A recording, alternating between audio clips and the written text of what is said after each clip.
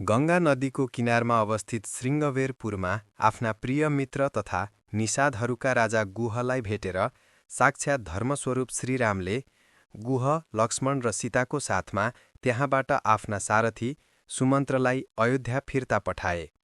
बनैवन हुँदै र गहिरो पानी भएका नदीहरू पार गर्दै उनीहरू प्रयागमा ऋषि भरद्वाजको दर्शन गर्न पुगे। त्यहाँ गुहलाई विदा गरेर भरद्वाज ऋषिको निर्देशनअनुसार उनीहरू पछि चित्रकूट पुगे। त्यहाँ एउटा सुन्दर कुटी बनाएर तीनैजना देवता र गन्धर्वहरू स्वर्गीय सङ्गीतकारहरू झैं वनमा क्रीडा गर्दै सुखपूर्वक बस्न थाले। सारथी अयोध्या फर्किएर श्रीराम पैदलै चित्रकूटतर्फ लागेको खबर सुनाएपछि पुत्रवियोगको शोकले व्याकुल भएका महाराजा दशरथले तत्काल प्राणत्याग गरे र स्वर्गारोहण भए।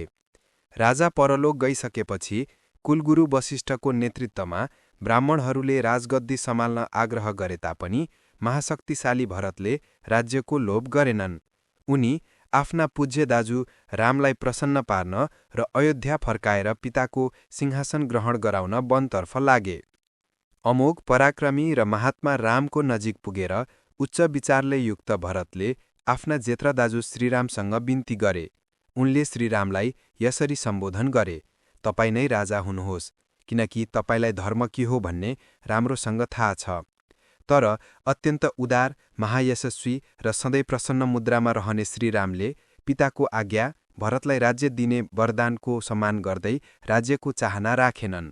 बरु आफ्नो प्रेमको चिह्नो स्वरूप आफ्ना पादुका खडाऔं भरतलाई सुम्पिए र उनलाई नै राज्य चलाउन आग्रह गरे।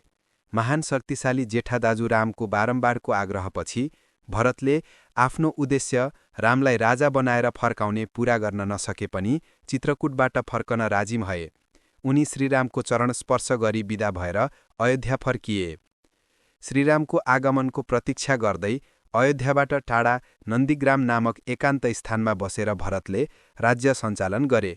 यता भरत फर्किएपछि इन्द्रियहरूलाई जितेका, दृढ प्रतिज्ञा भएका र पिताको वचन पूरा गर्ने एउटै लक्ष्य लिएका तेजस्वी श्रीरामले अयोध्याका मानिसहरू फेरि त्यस क्षेत्रमा अर्थात् चित्रकूटमा आउन सक्ने सम्भावना देखेर दण्डक वनमा प्रवेश गरे।